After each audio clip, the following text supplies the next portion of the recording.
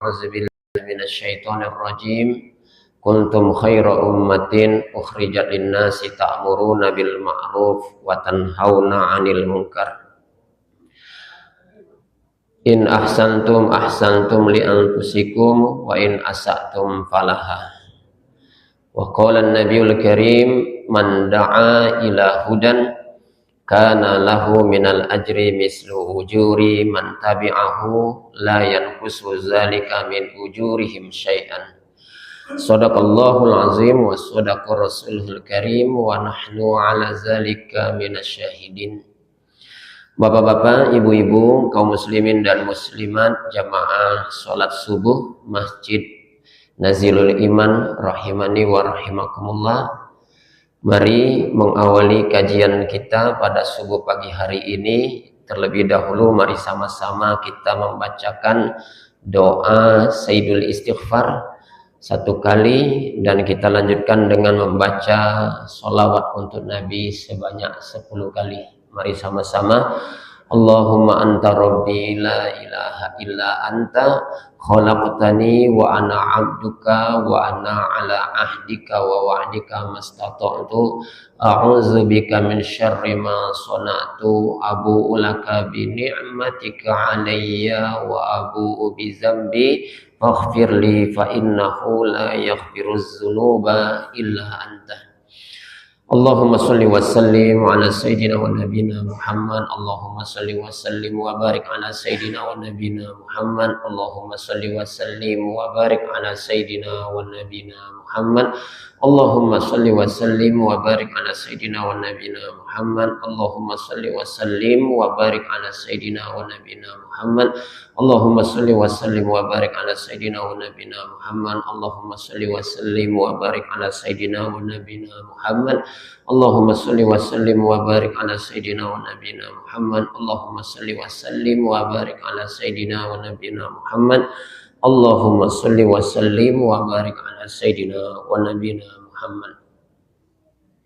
Baik bapak-bapak, ibu-ibu, jamaah subuh rahimani wa rahimakumullah. Seperti biasa kita setiap hari Jumat subuh mengkaji kitab Al-Adabul Mufrad karya Imam Al-Bukhari rahimahullah.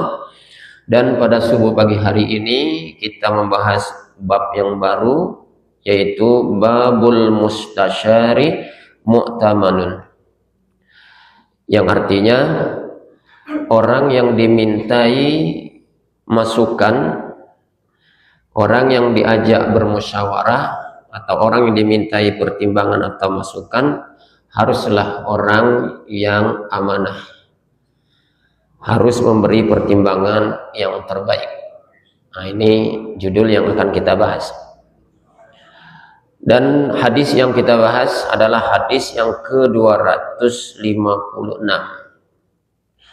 Kita akan bacakan hadisnya. Imam Al-Bukhari menyertakan hadis yang sanadnya nyambung sampai kepada Abu Hurairah, sahabat Nabi yang bernama Abu Hurairah radhiyallahu anhu. Kata beliau, an Abi Hurairah radhiyallahu anhu, dari seorang sahabat Nabi yang bernama Abu Hurairah radhiyallahu anhu, qala, dia berkata, qala Nabi sallallahu alaihi wasallam li Abil Haisam. Nabi pernah bersabda kepada seorang sahabatnya yang bernama Abul Haisam. Siapa Bu namanya? Abul Haisam. Baik. Apa kata Nabi? Halaka khodimun.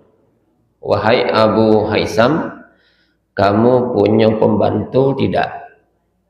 Nah, nanti kita bahas Pak ya. Kita bacakan dulu hadisnya. Qala la.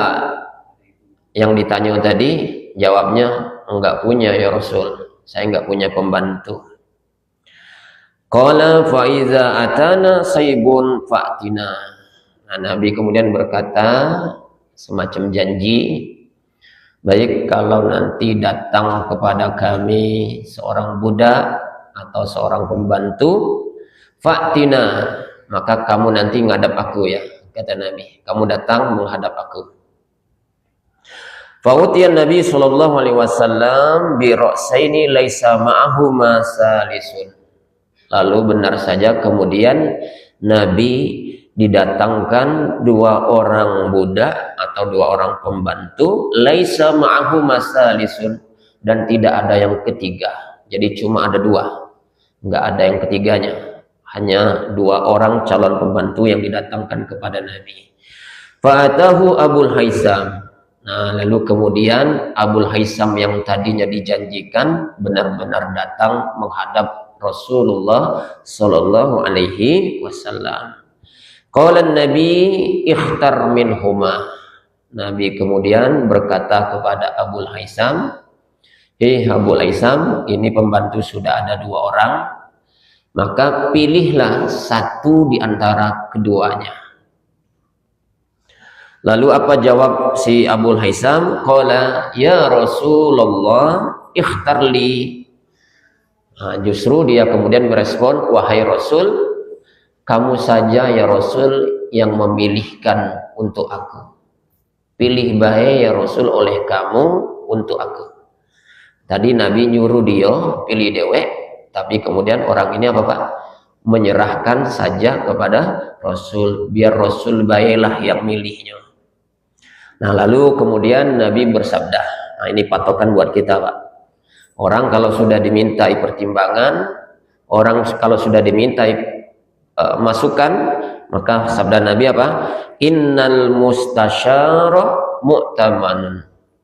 Orang yang dimintai pertimbangan, orang yang dimintai masukan, haruslah orang tersebut mu'tamanun, harus amanah, harus benar-benar menjalankan permintaan tadi. Amanah itu harus benar-benar ditunaikan. Maka Nabi karena merasa dirinya diberikan amanah untuk memberikan keputusan pilihan, maka Nabi lakukan itu karena ini amanah. Apa kata Nabi? Khuz haza. Nah, baiklah, dari 2 orang ini ambil yang ini, pilih yang satu ini. 2 pembantu ini, nah pilih yang ini. Yang ini baik, kata Nabi. Lalu apa alasannya? Fa inni ra'aituhu yusolli. Karena aku melihat orang ini dionyo rajin sholat. Wastausi bihi khairan, dan hendaklah engkau berlaku baik kepada orang ini. Baik, ini bunyi hadis yang menjadi pembahasan kita pada pagi hari ini. Kita coba akan jelaskan apa kandungan isi hadis yang sudah kita baca tadi. Bapak Ibu jamaah rahimani wa rahimakumullah. Yang pertama, ada pertanyaan Nabi. Kata Nabi tadi apa Pak? Halaka khadimun. Abul Haisam, apakah kamu punya seorang pembantu? Ini apa yang melatar belakangi Nabi? Kok bertanya seperti itu? Nabi diceritakan Pak, suatu saat pernah bersilaturahim main ke tempatnya sahabatnya yang bernama Abul Haisam. Abul Haisam ini salah satu sahabat dari kalangan Ansor. Beliau ini sahabat yang punya banyak harta. Di antara harta dia punya banyak kebun kurma. Kebun kurma, nyebut kebun sawit Pak. Di sana ada kati kebun sawit. Sahabat ini punya banyak hartanya diantaranya adalah punya banyak kebun kurma. Nabi datanglah main, dan dia ini terkenal dermawan, berharta, tapi hartanya masya Allah dimanfaatkan di jalan Allah. Seringkali berbagi dia. Nah, Nabi main ke sana. Setelah main ke sana, yang dia dapatkan laki bini, suami istri Abul Haisam ini Pak, sibuk betul ngurus harta. Nah, sementara dak kati yang bantu dia. Nah, terketuklah hati Nabi ingin coba memberikan solusi.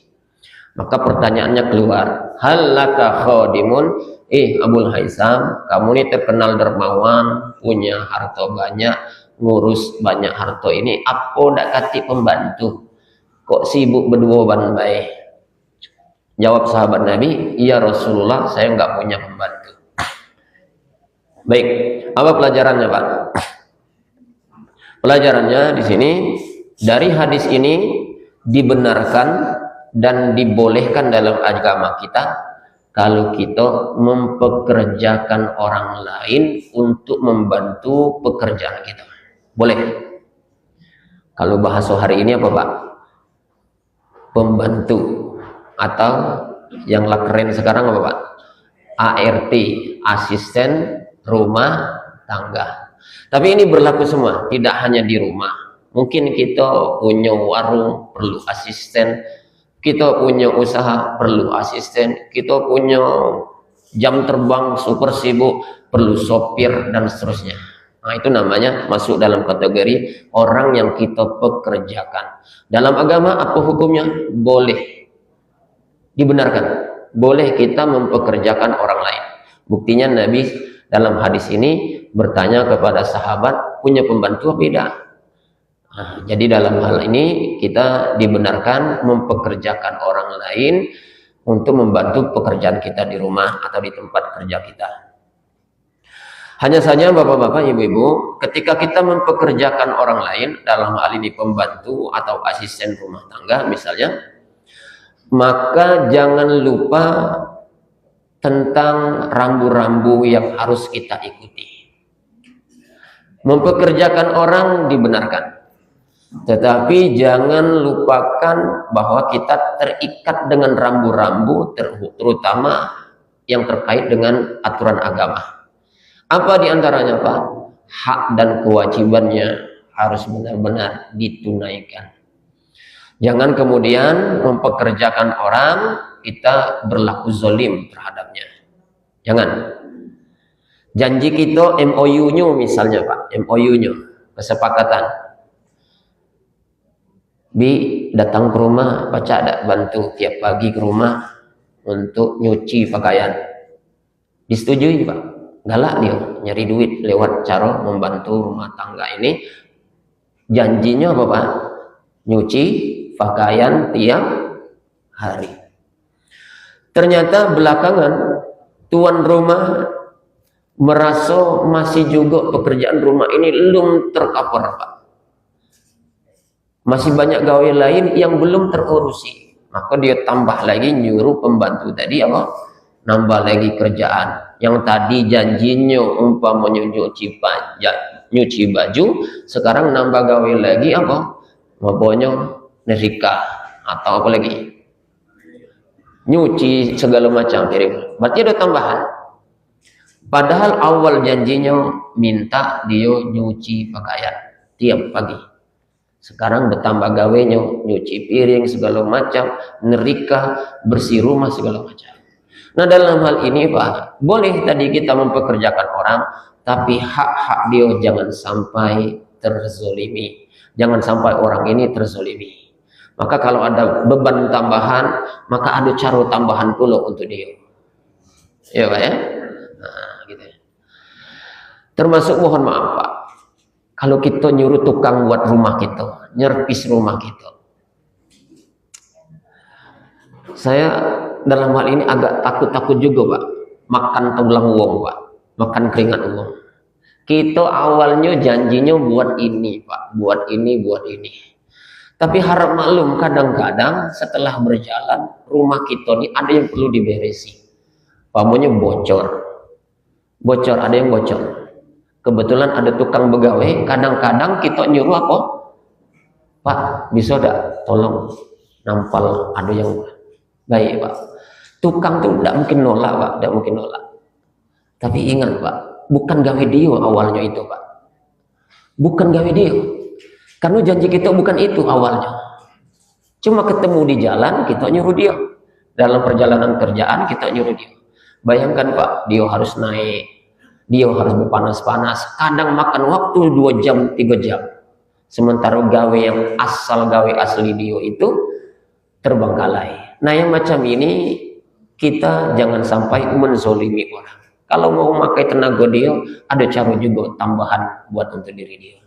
Nah, dalam hal ini bapak-bapak, ibu-ibu, Nabi membolehkan kita mempekerjakan orang lain, tetapi yang kemudian harus kita perhatikan hak-hak dia jangan sampai terzolimi. Termasuk rambu-rambu berikutnya apa? asisten rumah tangga kita tetap dia bukan mahram kita. Nah ini juga Pak, dia bukan mahram kita. Kita sering nyebutnya muhrim, yang betul itu mahram Pak ya. Jadi asisten rumah tangga kita, ingat rambu-rambunya, dia bukan mahram kita. Maka hati-hati. Sering kadang-kadang terjadi sesuatu yang tidak diinginkan. Tidak Pak, kami lah bedulur kandung nian. Iya, walaupun cak akrab, tetap dia bukan mahram kita. Dia orang lain. Tidak Pak, dia lah tua Pak, walaupun lah tua. Jangan berdua-duaan ngobrol, jangan berdua-duaan. Ingat kata Nabi, kalau berdua ada yang ketiga. Siapa yang ketiga Pak?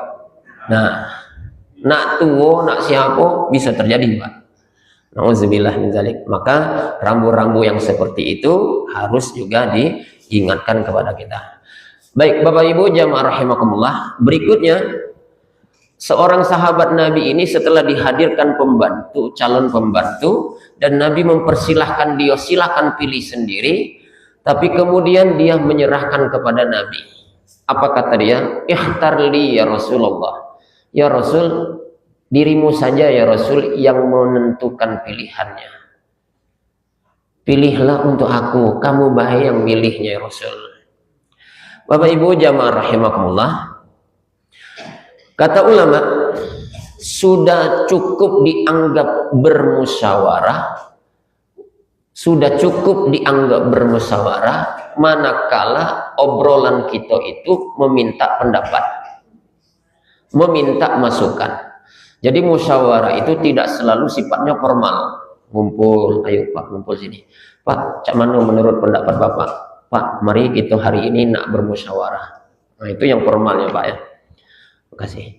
Nabi kata ulama, berdasarkan hadis ini, tidak ada ngobrol-ngobrol Pak, kita musyawarah dulu ya Rasul. Tidak. Tapi langsung ungkapannya, ya Rasul, tolong pilihkan saja untuk aku. Nah kalimat ini berdasarkan hadis Nabi tadi, kata ulama sudah cukup disebut bermusyawarah ketika kita meminta pendapat orang lain. Nah karena itulah bapak-bapak, ibu-ibu jamaah rahimakumullah, respon Nabi karena dia merasa dirinya dimintai masukan, maka kata Nabi dalam hadisnya, innal mustasyara mu'tamanun. Orang yang dimintai masukan, orang yang dimintai pertimbangan, haruslah jaga itu amanah. Jadi amanah itu banyak Pak bentuknya, termasuk ketika kita dimintai masukan dari orang lain, maka sesungguhnya itu sudah disebut sebagai amanah. Nah karena ini amanah, maka harus ada rambu-rambu yang harus kita ikuti. Nah dari sini bapak-bapak, ibu-ibu, ketika kita minta masukan dari pihak orang lain, maka ada akhlak yang harus kita ikuti. Akhlak ini menyasar kepada kedua belah pihak, baik pihak yang minta masukan maupun pihak yang dimintai masukan. Nah akhlak yang minta masukan apa Pak? Harus selektif. Kita nak minta masukan, minta pendapat, minta pertimbangan kepada orang lain. Akhlak yang harus kita miliki apa? Benar-benar selektif. Maknanya apa? Kita harus tepat betul mencari kepada siapa kita minta masukan. Jangan sampai salah. Jadi cari orang yang benar-benar yang kita bisa mendapatkan rujukan yang tepat kepada orang lain. Allah menyebutkan di dalam Al-Quran, fas'alu ahla zikri in kuntum la ta'lamun. Bertanyalah kamu kepada orang yang tahu jika kamu tidak tahu. Jadi ada masanya Bapak Ibu kita tuh mentok, ya. Kita mentok, tidak punya pilihan. Nak menentukan pilihan yang mana, kita mentok, tidak punya referensi, tidak punya rujukan. Nah kita perlu jalan solusi. Jalan solusinya bertanya ke wong, minta masukan kepada wong. Nah saat kita mau minta masukan kepada orang lain, maka kita harus benar-benar selektif menentukan pilihan itu kepada orang yang tepat dan benar. Pak, begini Pak, kadang-kadang ya Pak ya, misal apa Pak, misal masukan yang nak kita minta apa, Pak, aku ada rencana nak nyekolahkan anakku ini bakal nak tamat SD, nak lanjut ke sekolah berikutnya. Cuma aku ini bimbang, mana Pak yang paling tepat? Menurut Bapak apa? Aku ini ada selera antara nak masukin anak ke pesantren atau ke sekolah umum baiklah. Cuma aku bingung Pak, nak nentukan yang terbaik itu yang mana? Nah, obrolan ini haruslah disampaikan benar-benar kepada orang yang benar. Ya Pak ya? Benar-benar kepada orang yang benar, orang yang tepat. Nah, maka perlu selektif. Sebab Bapak Ibu, jangan sampai kita menyampaikan pendapat, minta masukan kepada orang yang salah. Yang salah itu macam mana Pak? Misalnya apa? Mulut ember, apa mulut ember Pak? Pengen barang ini dirahasiakan, tapi nyatonya kemudian apa? Nyebar kemana-mana, asal ada tempat dia ngumpul, dicerita ke galau apa yang kita obrol ke tadi. Nah, jangan sampai seperti itu. Maka perlu selektif. Maka Nabi menyebutnya mu'tamanun, orang yang betul-betul amanah. Baik, ini di satu sisi. Di sisi yang lain, sekarang pihak kita dimintai masukan. Maka begitu kita dimintai masukan, berarti kita dipilih uang, dipandang uang, dianggap uang. Maka kita pun harus jaga amanah ini. Amanah yang harus kita lakukan apa Pak? Totalitas memberikan yang terbaik, solusi yang terbaik. Pak, aku ini nak beli tanah dekat rumah Bapak. Yang mana Pak yang bagus Pak? Yang samping rumah Bapak atau yang seberang rumah Bapak? Dua-dua tuh ada tanah kosong. Nah, aku nak beli si kok baik, cuma yang mana tuh tidak tahu Pak. Yang bagus menurut Bapak, kebetulan Bapak tinggal daerah sana. Nah, kita harus memberikan yang terbaik Pak. Jangan sampai menjebak dia. Nah, yang terbaik berdasarkan pengetahuan aku, sampaikan Pak. Apa adanya, baik katakan baik, jelek katakan jelek. Pak, menurut aku padeknya beli yang di sana Pak, yang seberang aku. Ngapa Pak? Air daerah sana, caknya sumur daerah deretan sana tuh bagus-bagus sekali. Tapi deretan aku termasuk rumah aku, sumurnya airnya keruh. Misalkan itu Pak alasannya. Jadi jangan sampai kita itu menjebak wong demi nak memperbanyak penduduk samping rumah, pilih baik samping rumahku tanpa menyebut kekurangan segala macam Pak. Ada yang disembunyikan. Nah, itu tidak boleh dalam agama Pak. Kata Nabi dalam hadis, adil amanata ila mani'tamana wala takhun man khonaka. Tunaikanlah amanah kepada orang yang mempercayakannya kepadamu, dan jangan khianat orang yang berkhianat dan khianati orang yang berkhianat kepadamu. Jadi Nabi melarang kepada kita semua untuk kemudian menjebak orang lain atau menjerumuskan orang lain. Jujur saja Bapak Ibu ketika kita dimintai masukan. Bapak Ibu jamaah rahimakumullah, Nabi dalam kasus ini Pak dimintai oleh sahabat Nabi, dimintai masukan.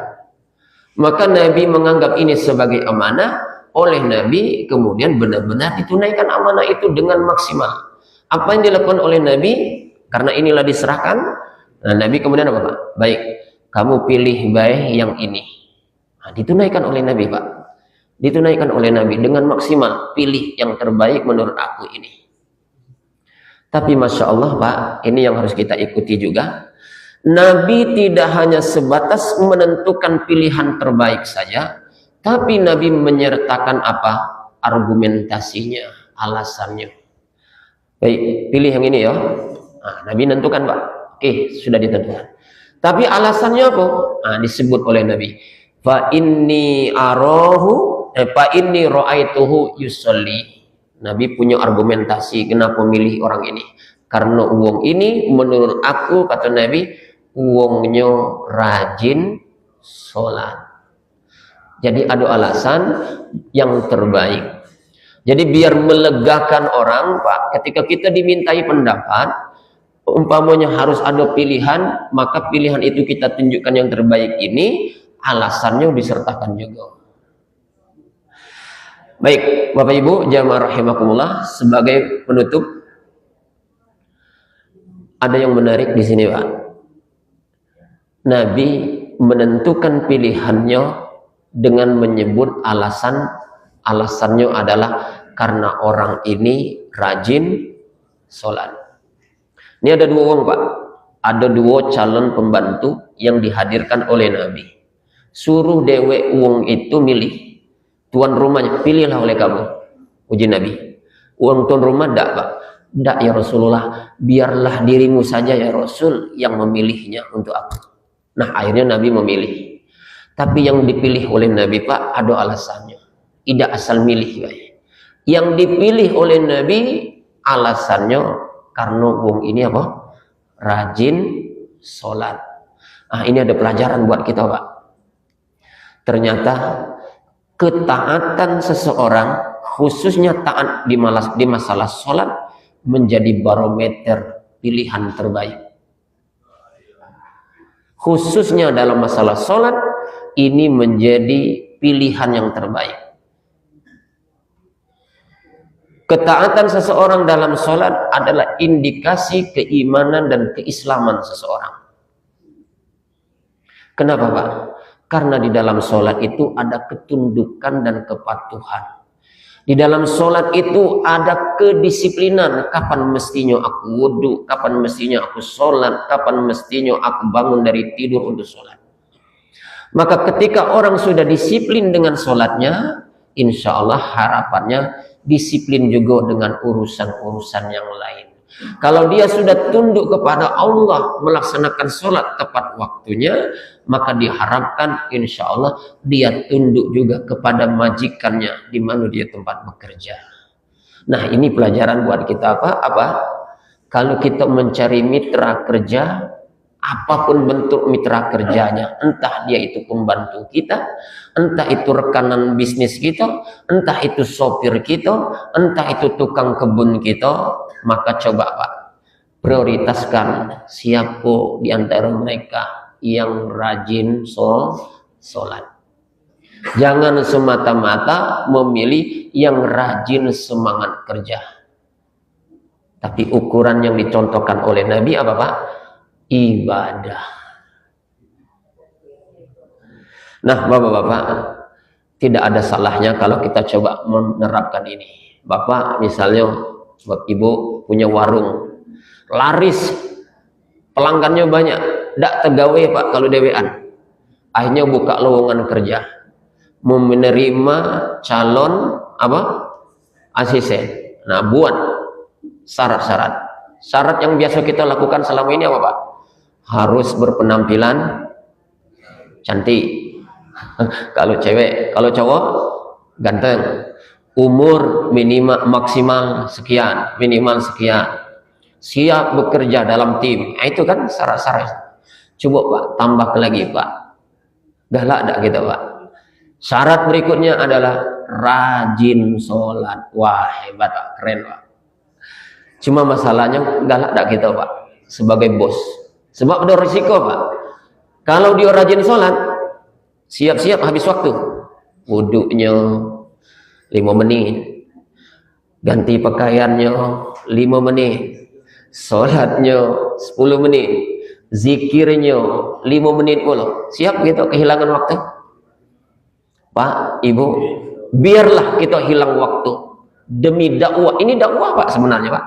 Aku ceramah ini belum tentu ngasil, Pak, di lapangan. Tapi begitu kita punya power, ada lapangan kerja, Pak, nak gawe dengan aku, sholat. Mendak galak sholat, dak galak, dosa begawe sini. Wah, hebat dakwahnya itu, Pak. Langsung menyentuh. Nggak apa-apa, Pak, hilang waktu dalam sekian menit, asal nyuruh orang taat kepada Allah Subhanahu wa Ta'ala. Mungkin matematika pada waktu itu, Pak, waduh, karyawan aku sholat habis waktu 30 menit. Selama 30 menit ada pelanggan nak belanja, dak kata karyawan hilang dua pelanggan. Mungkin matematika kita berhitung seperti itu. Tapi kita tidak pernah tahu, Pak. Tadinya hilang 2 pelanggan gara-gara kosong warung, tapi setelah karyawan itu sholat nempati toko tadi, Pak, boleh jadi setelah itu akan banyak lagi pelanggan yang jauh lebih banyak lagi. Allah Maha tahu, Pak. Kalau kita kata Ustaz Bakhtiar Nasir tahu, Pak, kalau kita mendahulukan Allah, maka Allah juga akan mendahulukan urusan kita. Tapi kalau kita menomorduakan atau menomor sekiankan urusan Allah, Allah siap-siap menomorkan kesekian kali juga untuk urusan kita. Baik Bapak Ibu jamaah rahimakumullah, luar biasa apa yang dicontohkan oleh Nabi. Maka ini bisa kita terapkan, mendahulukan ketaatan seseorang untuk kita jadikan sebagai mitra kerja kita. Terima kasih, mudah-mudahan ada manfaatnya. Billahi taufiq wal hidayah. Wassalamualaikum warahmatullahi wabarakatuh.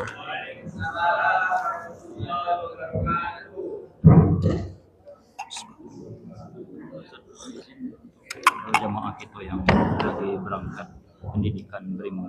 Jadi cuman Pak? Minta di doa. Ada yang syukur itu minta doa selamat itu. Kontrol berobat. Oh ya. Bapak Ibu jamaah rahimakumullah, ini ada permintaan request dari jamaah. Kita diminta untuk mendoakan. Mohon doa dari Ustadz dan jamaah hari Sabtu. Kak siapa? Kak Zaldi ya, berangkat pendidikan BRIMO. Hari ininya dengan anak-anak cucu ke Palembang untuk kontrol. Siapa nih Pak? Orang tuanya. Kemudian kita juga diminta doa pula untuk Ibu siapa tadi Pak? Ibu Syukur ya. Ibu Syukur, Ibu. Beliau nak kontrol juga, nak berobat. Kita doakan semoga beliau sembuh dari segala penyakitnya, diangkat segala penyakitnya, dan buat khusus Bapak yang atas nama Pak Zaldi yang sedang melakukan pendidikan BRIMO, mudah-mudahan dilancarkan urusannya dan semakin sukses dalam karirnya. Amin ya robbal alamin. Ala haziniyah wa kullu niyatin sholihah. Al-Fatihah. A'udzubillahi minasyaitonirrajim. Bismillahirrahmanirrahim. Alhamdulillahirabbil alamin arrahmanirrahim maliki yaumiddin. Iyyaka na'budu wa iyyaka nasta'in. Ihdinas siratal mustaqim siratal ladzina an'amta 'alaihim ghairil maghdubi 'alaihim waladdallin. Amin. A'udzubillahi minasyaitonirrajim. Bismillahirrahmanirrahim. Alhamdulillahirabbil alamin hamdan yuwafi ni'amahu wa yukafi mazidah. Ya Rabbana walakal hamdu kama yanbaghi li jalali wajhikal karimi wa 'azimi sultanik. Allahumma shalli wa sallim wa barik ala sayyidina wa nabiyina Muhammadin wa ala alihi wa sahbihi ajma'in. Allahumma la sahla illa ma ja'altahu sahla wa anta taj'alul hazna idza syi'ta sahla. Sahil umurana ya Allah, sahil umurana ya Allah, sahil umurana wa umura walidina wa umur jami'il muslimina wal muslimat ma damatis samawati wal ard. Allahumma ja'alna fi jami'il umur minan najihin was salimin wal faizin wal mumtazin. Rabbana zalamna anfusana wa illam taghfir lana wa tarhamna lanakunanna minal khasirin. Allahumma inna nas'aluka salamatan fid din wa afiatan fil jasad wa ziyadatan fil ilmi wa barakatan fil rizqi wa taubatan qabla al maut wa rahmatan indal maut wa maghfiratan ba'dal maut. Allahumma hawwin alaina fi sakaratil maut wa najata minan nar wal afwa indal hisab. Rabbana atina fid dunya hasanah wa fil akhirati hasanah wa qina azabannar. Wa sallallahu ala sayyidina Muhammadin wa ala alihi wa sahbihi wasallam. Subhana rabbika rabbil izzati amma yasifun. Wassalamun ala mursalin walhamdulillahi rabbil alamin.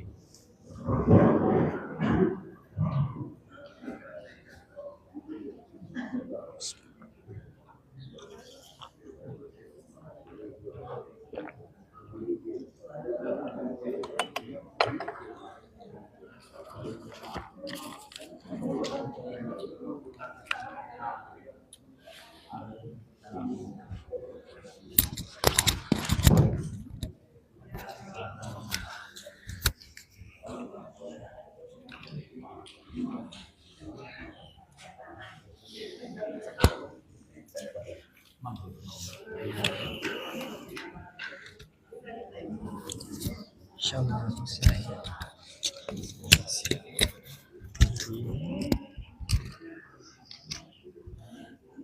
Secara langsung Iya, secara langsung Ustaz. Dari Dari TikTok.